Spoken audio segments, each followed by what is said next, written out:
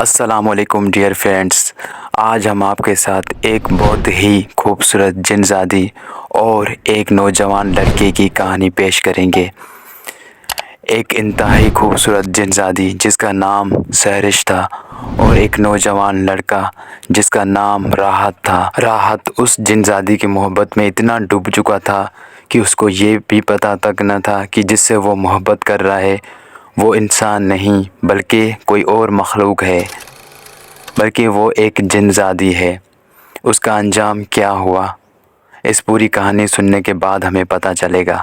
تو dear friends, کہانی کی شروعات اس طرح سے ہوتی ہے۔ ایک لمحہ زہریلی ناگن بنے مجھے ڈسنے میں مہو تھا، ہر کروٹ پر دل خراش ٹیسیں ابھرتی محسوس ہو رہی تھی۔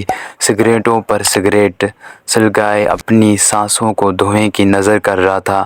کمرے میں بکھرے سگریٹوں کے ٹکڑے اس بات کی غمازی کرتے تھے کہ میرا ایک پل بھی سکون کی نظر نہ ہوا تھا۔ بے سکونی اور بے تابی تھی۔ میں نے آج اس کی آنکھوں میں چمکتے ہوئے آنسو دیکھے تھے، اس کے چہرے کو افسردگیوں میں ڈوبا ہوا پایا تھا۔ لبوں پر مسکراہٹ کی جگہ طویل خاموشی تھی۔ وہ چند لمحوں کے لیے میرے سامنے آئی تھی، وہ چند لمحوں کے لیے میرے پاس آئی تھی اور چلی گئی تھی۔ اس کی یہ حالت کیوں تھی؟ اسے کون سا غم اور دکھ تھا؟ وہ مجھ سے کچھ کہنا چاہتی تھی لیکن کہہ نہ پائی تھی۔ غمزدہ چہرے سے واپس لوٹ گئی تھی۔ اس کا اداسیوں میں بھرا دکھوں میں بھیگا چہرہ بار بار میری بے تابی میں اضافہ کرتا چلا جا رہا تھا۔ اس کی مسکراتے ہوئے لبوں پر دکھ کیوں تھا؟ نکھرے اور گلاب مانند چہرے پر غم کیوں تھا؟ میں نے کلاک پر نظر ڈالی۔ رات کا 1 بجنے والا تھا۔ رات کا پچھلا پہر شروع ہو چکا تھا۔ اف خدایا، میں کیا کروں؟ لیٹا رہوں یا اس کے پاس جاؤں؟ اسے میری ضرورت ہے۔ وہ مجھے کچھ کہنے آئی تھی لیکن کچھ کہے بغیر ہی چلی گئی۔ اسے کون سا دکھ ہے؟ وہ پریشان کیوں ہے؟ مجھے اسی وقت اس سے ملنا چاہیے، اسے پوچھنا چاہیے کہ وہ اس قدر اداس اور غمگین کیوں ہے۔ ہاں، مجھے جانا چاہیے اس کے پاس، دور، بہت دور، گاؤں سے باہر۔ مجھے اس اداسی کا سبب پوچھنا ہوگا۔ ہاں، مجھے پوچھنا ہوگا۔ بس یہی سوچ کر میں بستر سے اٹھ کھڑا ہوا، الماری کھولی، اپنی ٹارچ پکڑی اور آہستہ سے دروازے کی کنڈی کھول کر کمرے سے باہر نکل گیا۔ گھر والے خرگوشی خواب میں مست تھے۔ وہ اس بات سے بے خبر تھے کہ میں گھر میں کیا کر رہا ہوں۔ اس کا بیٹا کسی اذیت و کرب میں مبتلا ہے۔ اس کی آنکھوں سے نیند کیوں غائب ہے، یہ صرف میں جانتا تھا۔ بیرونی دروازہ کھولتے ہی میں نے ہاتھ میں پکڑی ہوئی ٹارچ روشن کر دی اور اندھیری گلیوں میں روشنی کرتے ہوئے آگے بڑھتا جانے لگا۔ میرا رخ سحرش کے گھر کی جانب تھا جو ایک قبرستان سے دوسری جانب تھا۔ آج پہلا موقع تھا کہ رات کے سیاہ تاریکی میں قبرستان سے گزرتے ہوئے اس کے گھر کی جانب بڑھتا جا رہا تھا۔ چند لمحوں کو تو قبرستان سے خوف و ڈر محسوس ہوا، لیکن محبوب کی اداس و پریشان چہرے نے، اس کی گری حالت نے خوف کو ختم کر دیا تھا۔ چلتے چلتے میں اس کے گھر تک جا پہنچا۔ گھر میں جھانک تاک کر کے اسے ڈھونڈنے لگا۔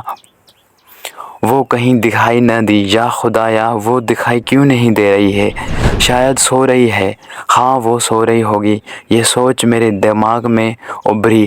تبھی اس کا گھر تاریکیوں میں ڈوبا ہوا ہے۔ اگر وہ سوتی نہ ہوتی تو یقیناً اس کے گھر میں روشنی ہوتی، پورے گھر میں نہ صحیح کم از کم گھر کے کسی کونے میں روشنی دیکھنے کو ضرور ملتی، لیکن وہاں مکمل سکوت تھا۔ کئی لمحات تک میں اس کی دیوار کے ساتھ کھڑا اندر جھانکتا رہا، پھر واپس مڑنے لگا تو میری نظر اوپر چھت پر جا رکی۔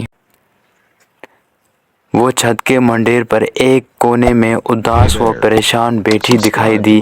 میں نے اسے پہچان لیا تھا اور اپنی ٹارچ کی روشنی اس پر ٹھہرا دی۔ وہ ذرا بھی خوف زدہ نہ ہوئی، نہ ہی ڈری۔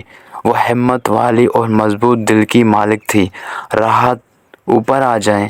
اس کی زبانی اپنا نام سن کر میں حیرتوں میں ڈوبتا چلا گیا۔ سیاہ اندھیرے میں اسے کیسے پتہ چل گیا تھا جو گلی میں کھڑا ہے وہ انسان میں ہی ہوں؟ لیکن اس سوچ کو زیادہ دیر تک اپنے اوپر حاوی نہ ہونے دیا، کیونکہ جس طرح میں نے اسے اندھیرے میں پہچان لیا تھا شاید اس نے بھی مجھے پہچان لیا ہوگا، لیکن مجھے اس کے باپ کا خوف تھا۔ اسے دیکھا نہ تھا، میں نے سنا تھا کہ بہت سخت طبیعت کا مالک ہے، کسی غیر انسان کو اپنے گھر کے آس پاس دیکھ کر ہنگامہ کھڑا کر دیتا ہے۔ آ جائیں جناب، جس بات کا آپ کو خوف و ڈر ہے وہ گھر نہیں ہے۔ کہ کیا میں چونکا، پر کیسے ہو سکتا ہے کہ اس نے میری سوچ کو پڑھ لیا ہو؟ حیرت کا ایک شدید جھٹکا تھا جس نے مجھے چند لمحوں کو نہ صرف ساکت کر دیا تھا بلکہ ہزاروں وسوسات میں ڈال دیا تھا۔ اب کی بار اس کی آواز سنائی نہ دی بلکہ وہی ڈگمگاتے قدموں کے ساتھ نیچے اترتی چلی آئی۔ گاؤں سے یہاں تک چلے آئے، لیکن اندر آنے سے خوف زدہ ہو۔ اس نے میرے قریب آتے ہوئے یہ فقرہ کہا تو میں حیرت زدہ پھیکی سی مسکراہٹ مسکرا دیا اور کہا، سیرش، تم جانتی ہو کہ میں کمزور دل کا نہیں بلکہ مضبوط اعصاب کا مالک ہوں۔ جانتی ہوں، اس نے سرد آہ بھرتے ہوئے کہا۔ اس کا چہرہ ویسے ہی افسردگیوں میں ڈوبا ہوا تھا۔ تمہیں کیا ہوا ہے؟ تمہارا چہرہ کیوں اترا ہے؟ رنگت کیوں زرد ہے اور لبوں پر مسکراہٹ مرجھا سی گئی ہے؟ میں نے وہ الفاظ کہہ دیے جنہوں نے مجھے گھر سے یہاں تک پہنچنے میں بے چین کر رکھا تھا۔ میری بات پر وہ سسک پڑی۔ محب سناٹے میں اس کی سسکاریوں کی گونجیں پھیلنے لگیں، جیسے اس کی سسکاری میں زمانے بھر کا درد و غم ابھر آیا ہو۔ کیا بات ہے؟ بولو نا، مجھ سے اس کی یہ حالت دیکھی نہ گئی۔ میں جیسے چیخ ہی پڑا۔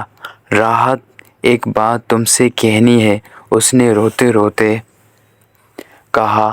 ہاں ہاں کہو، تمہاری بات ہی سننے کے لیے تیرے پاس آیا ہوں۔ اس نے اپنے بہتے آنسو پوچھ ڈالے۔ شاید میرے لفظوں نے اسے بہت بڑا سہارا دیا تھا۔ اس نے ایک گہری نظر مجھ پر ڈالی۔ کتنی محبت کرتے ہو مجھ سے؟ اس کی بات پر میں اچھل پڑا۔ ایک گہری نظر اس پر ڈالی، جیسے کہہ رہا ہوں کہ یہ تم بھی جانتی ہو کہ میں تم سے کتنی محبت کرتا ہوں، لیکن خاموش رہا۔ وہ خود ہی بولی، جانتی ہوں، بہت زیادہ کرتے ہو۔ میں یہ بھی جانتی تھی کہ تم میری پریشانی سے متعلق جاننے کے لیے یہاں میرے پاس ضرور آؤ گے۔ اسی یقین کے تحت تمہاری منتظر رہی اور تم آ گئے۔ لیکن میری جان، مجھے اپنانے کے لیے تجھے ایک کڑوے امتحان سے گزرنا ہوگا۔ امتحان؟ میں نے ٹوٹے ہوئے لفظ ادا کیے۔ ہاں، امتحان۔ اگر تمہیں مجھ سے سچی محبت ہوگی تو اس امتحان سے ضرور گزر جاؤ گے۔ سیرش، تمہیں پانے کے لیے ایک تو کیا ہزاروں امتحانوں سے گزرنا پڑا تو پیچھے نہ ہٹوں گا۔ گھر کے کمرے دیکھ رہے ہو نا، سبھی خالی ہیں، یہاں میرے علاوہ کوئی اور نہیں ہے۔ ہاں ہاں دیکھ رہا ہوں، بلکہ پوچھنا چاہتا تھا کہ تیرا بابا کہاں ہے؟ اس نے سرد آہ بھری اور کہا، راحت، یہی امتحان ہے۔ میرے بابا کو کسی نے اغوا کر لیا ہے۔ کیا اغوا؟ ہاں، اغوا کرنے والے کو میں جانتی ہوں، لیکن تم جانتے ہو میں اس کا مقابلہ نہیں کر سکتی۔ اور اب سمجھا، بس اتنی سی بات تھی جس وجہ سے تم نے اپنے لبوں کی مسکراہٹ کھو دی ہے، چہرے کا حسن زرد کر دیا ہے۔ چلو مسکراؤ، میں نے اپنے اسی انداز میں کہا جو اسے بہت پیارا تھا، لیکن وہ مسکرائی نہ، بلکہ بولی، راحت، جب تک میرا بابا واپس نہیں آ جاتا نہ تو میں مسکراؤں گی اور نہ ہی اپنے اصل حسن میں آؤں گی، بس یوں نہیں بکھرتی چلی جاؤں گی۔ प्लीज़ सैरश, ऐसी अजियत देने वाली बातें न करो। चलो बताओ, कौन है जिसने तेरे बाबा को अगवा किया है? मैं सुबह जाकर ही उसे वापस ले आऊँगा। मुझसे तुम्हारी उदासी परेशानी नहीं देखी जाती। उसने मेरे हाथ से टॉर्च पकड़ी और अंदर कमरे में चली गई। मैं बाहर खड़ा उसका इंतज़ार करने लगा। चंद लम्हों बाद वापस आई। उसके हाथ में एक कागज़ था। उसने वो कागज़ मुझे पकड़ा दिया और कहा, राहत, ये शख्स है जिसने मेरे बाबा को अगवा किया है और हो सकता है कि कत्ल भी कर दे, क्योंकि ऐसे बहुत ज़्यादा खुदगर्ज़ होते हैं, अपने मतलब के खातिर जान ले लेते हैं। उसने अफसरदगी से कहा। मैंने उसे दिलासा दिया और कहा, एक बात कहूँ? हाँ बोलें। तुम यहाँ अकेली हो, तुम्हारा बाबा घर नहीं है। मुझसे बर्दाश्त नहीं हो पा रहा कि तुम यहाँ तन्हा हो। चलो मेरे साथ मेरे घर। नहीं राहत, तुम मेरे फ़िक्र ना करो, यहाँ मुझे कुछ नहीं होगा।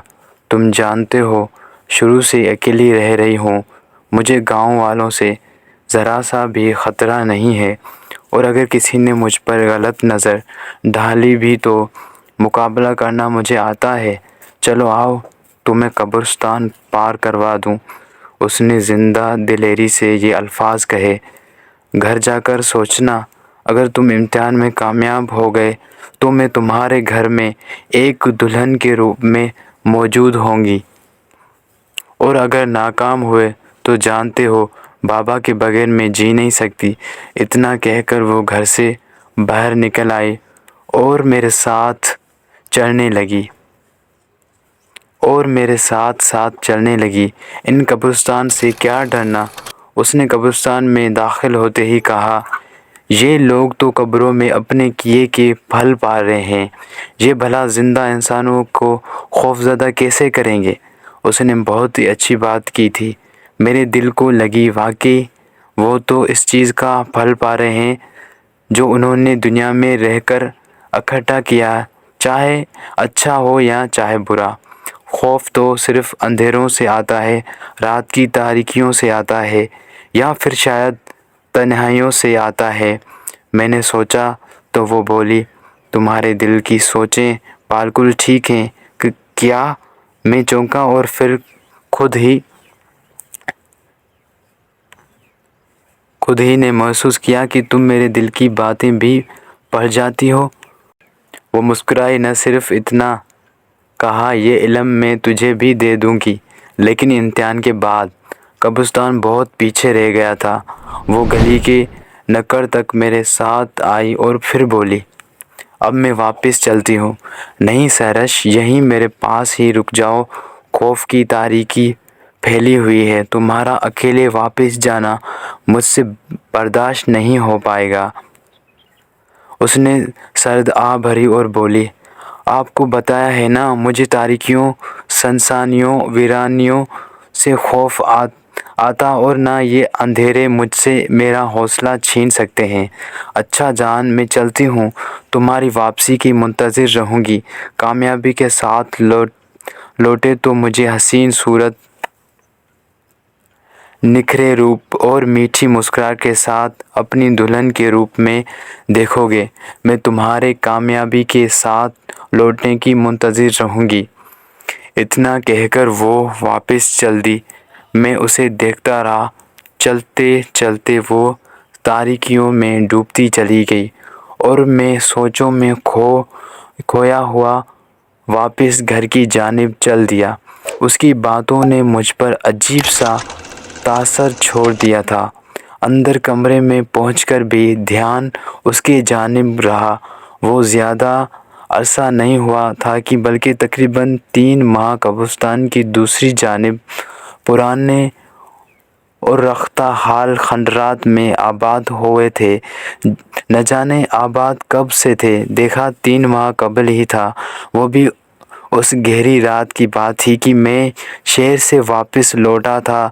सीधा रास्ता लंबा था, सो मैंने शॉर्टकट मारा और फसलों के बीच चलता चलता गांव के करीब झील तक जा पहुंचा। مجھے اچھی طرح یاد ہے کہ اس رات چاند پوری جوانی میں تھا، اس کی ٹھنڈی روشنی سی ہر چیز اجلی اجلی دکھائی دے رہی تھی۔ جھیل کنارے پہنچتے ہی میری ملاقات سیرش سے ہو گئی۔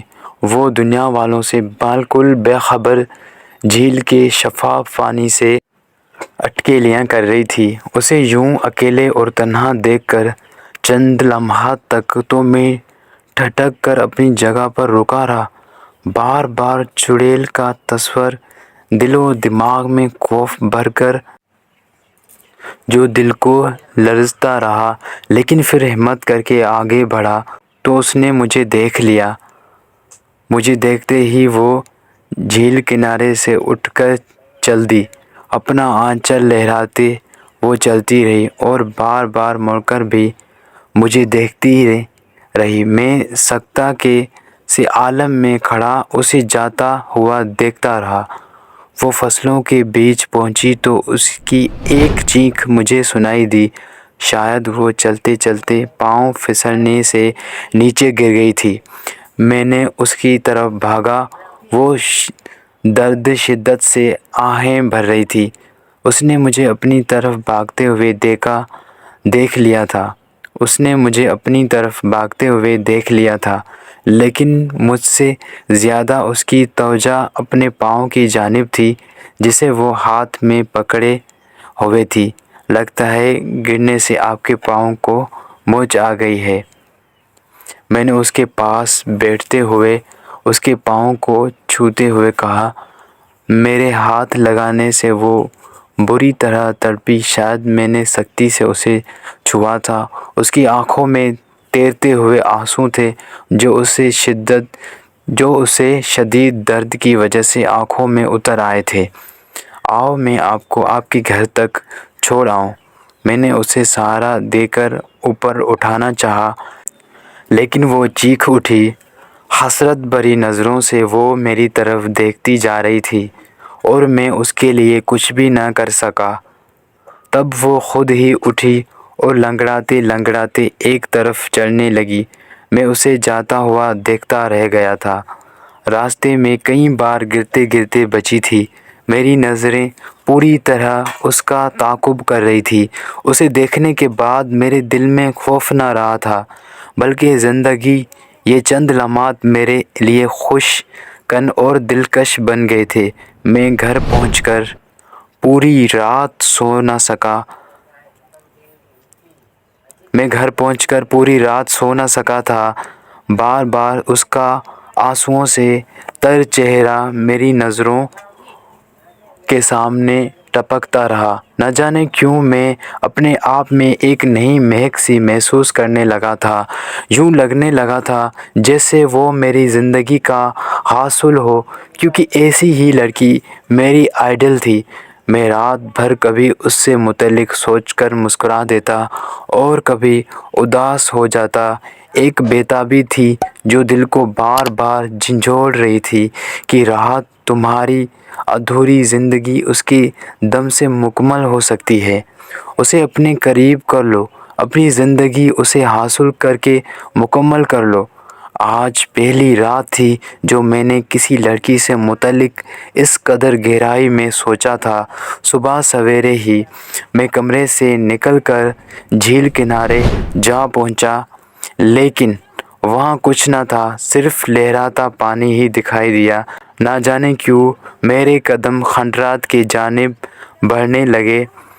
میں دیکھنا چاہتا تھا کہ رات والا منظر حقیقت تھا یا وہم۔ اگر وہم تھا تو مجھے اپنے ارادوں کو بدل دینا چاہیے، اور اگر حقیقت ہے تو پھر حقیقت میں اپنی زخمی اور دکھی زندگی کو مہکانا چاہیے۔ انہی تصورات کے بوجھ تلے میں دبا کھنڈرات تک جا پہنچا۔ کھنڈرات کی بیرونی دیواریں خستہ ہونے کی وجہ سے ٹوٹ پھوٹ کا شکار تھیں۔ باہر کھڑے ہی اندر کے تمام منظر دیکھے جا سکتے تھے۔ کھنڈرات پہنچتے ہی میرے متلاشی نظریں اسے ڈھونڈنے لگیں۔ ایک کمرے میں وہ مجھے اپنے بال سنوارتی دکھائی دی۔ اس کا چہرہ دوسری جانب تھا۔ کمر میں کمر میری جانب تھی۔ میں نے اس کی برہنہ بازوؤں اور ہاتھوں کی دلکشی سے اندازہ لگا لیا کہ وہ پری چہرہ بہت دلکش اور حسین ہے۔ میرا اندازہ غلط نہ تھا، کیونکہ اسے شاید محسوس ہو گیا تھا کہ کوئی اسے دیکھ رہا ہے۔ اس نے اپنا رخ میری جانب کیا۔ میں اسے دیکھتے ہی اس کی خوبصورتی میں کھو گیا۔ خدا تعالیٰ نے واقعی ہی فرصت کے لمحات میں اس کی تخلیق کی تھی۔ زمانے بھر کا حسن اس کے اندر سما دیا تھا۔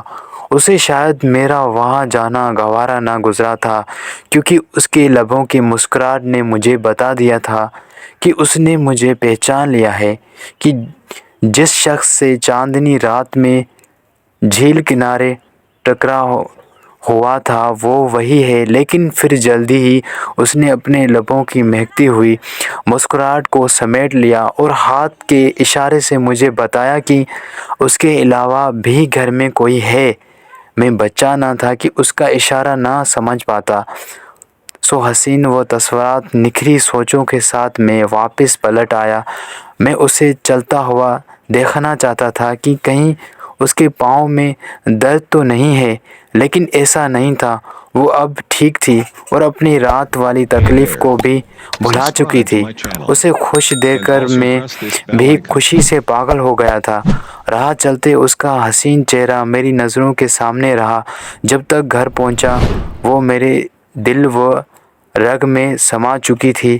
میں روزمرہ کے ماحول بھول گیا، صرف یاد تھا کہ اس کا چہرہ، اس کی مسکراہٹ۔ میری نظریں ہر وقت کھنڈرات کا تعاقب کرتی رہتی۔ میں نے اپنے کسی یار بیلی کو اس سے متعلق کچھ نہ بتایا۔ میں جانتا تھا کہ اگر کسی کو بتا دیا تو مجھ سے بھی زیادہ اس میں دلچسپی لینے لگیں گے، بلکہ میں حسب عادت ان کی دلوں میں خوف ہی بھرتا رہتا تھا۔ جن بھوتوں کے جھوٹے قصے سنا کر انہیں کھنڈرات سے خوفزدہ کرتا رہتا، لوگ تو پہلے ہی کھنڈرات سے کتراتے تھے۔ اس کی محبت نے مجھے زمانے والوں سے جدا کر رکھا تھا۔ نہ کسی سے باتیں کرنا اچھا لگتا تھا اور نہ ہی کھیل کود میں دلچسپی تھی۔ بس یہی دل چاہتا تھا کہ بالکل تنہا رہوں اور اس سے متعلق سوچتا رہوں۔ لیکن اسے کیا خبر کہ میں اس سے شدید محبت کرنے لگا ہوں۔ اس کے بنا جینے کا تصور بھی گھائل کر رہا ہے۔ مجھے دل کی پوشیدہ وہ باتوں کو اس پر عیاں کر دینا چاہیے۔ میں اپنے ان خدشات کو بھی اس پر واضح کر دینا چاہتا تھا کہ جو میری زندگی کو نہ صرف تلخ بنا رہے تھے بلکہ اذیت سے میرے اندر زہر گھول رہے تھے، کہ اگر اس نے مجھے ٹھکرا دیا تو میرا جینا مشکل ہو جائے گا۔ گردش خون میں چلنے والی سانسیں بوجھ بن جائیں گی، چہرے کی اجلی رنگت مرجھا جائے گی۔ ہر بات دل میں بٹھا کر میں رات کی تاریکی پھیلنے کا انتظار کرنے لگا۔ دن کے بعد رات اور رات کے بعد دن تو ہوتا ہے۔ یہ دستور زمانہ بھی ہے اور قانون قدرت بھی۔ چاہے لمحات ناگن بن کر ڈستے رہیں، چاہے مانند گلاب مہکتے رہیں۔ سو دھیرے دھیرے وقت گزرتا رہا۔ چمکتا سورج بے جان روشنی کے بعد زمین میں اپنی گردن دھنستا ہوا زمین کو تاریکیوں کے سپرد کر کے روپوش ہو گیا۔ اندھیرا اجالے پر حاوی ہوتا چلا گیا۔ تاریکی کی خوف سے لوگ کمروں میں دکھتے چلے گئے۔ سناٹے خوف لیے وحشت بھرنے لگے۔ میں نے کمرے سے نکل کر دروازے کو کنڈی لگا دی اور بنا آہٹ کے صحن سے گزرتا ہوا باہر گلی میں آ گیا۔ گلی میں مکمل سکوت اور خوفناک اندھیرا پھیلا ہوا تھا۔ میرے قدم جھیل کے کنارے کی جانب بڑھتے چلے گئے۔ میں نے دل میں پختہ ارادہ کر لیا تھا کہ آج میں اسے حال دل سنا کر رہوں گا، اسے وہ تمام باتیں کہہ دوں گا جو میرے دل میں کئی دنوں سے ہلچل پیدا کیے ہوئے تھیں، جو مجھے دن رات تڑپا رہی تھی، جو مجھے راتوں کو سونے نہیں دے رہی تھی۔ مجھے جواب چاہیے تھا اپنی تڑپ کا، اپنی محبت کا، اپنی چاہت کا، اپنی نیندوں کی بیداری کا، اپنی بے بسی کا۔ ہزاروں باتیں میں دل میں لیے چلتے چلتے جھیل کنارے تک جا پہنچا۔ مجھے جھیل کنارے کوئی سایہ لہراتا ہوا دکھائی دیا تو وہ تھی۔ شاید وہ میری منتظر تھی، کیونکہ جھیل کنارے اس کا گھومنا اس بات کی غمازی تھا کہ وہ کسی کی منتظر ہے۔ میری خوشی دوبالا ہوتی جانے لگی، پاؤں میں قدرتی طاقت بھرتی گئی۔ مجھے دیکھتے ہی وہ مسکرائی۔ اس کی مسکراہٹ سے مجھے یوں محسوس ہوا جیسے میری سانسیں مہکتی جانے لگی ہوں۔ آ گئے میرے شہزادے۔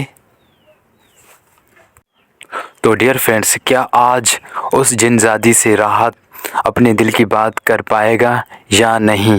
اور آخر اسے کب پتہ چلے گا کہ یہ ایک انسان نہیں بلکہ کوئی اور مخلوق ہے، ایک جن زادی ہے؟ آخر اس کہانی کا انجام کیا ہوگا؟ دیکھیے اگلے پارٹ میں، اور تب تک کے لیے ہمارے ساتھ بنے رہیے۔ میں ہوں کریم کے اور آپ دیکھ رہے ہیں ہمارا یوٹیوب چینل اردو انوکھی کہانیاں۔